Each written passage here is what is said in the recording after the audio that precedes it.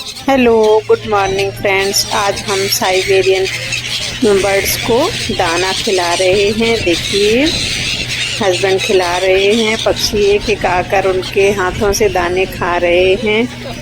Beautiful, पूरे संगम पर पक्षी ही पक्षी भरे हुए हैं। त्रिवेणी संगम पर देखिए कितना सुंदर नजारा है। लाइक कीजिएगा, सब्सक्राइब कीजिए।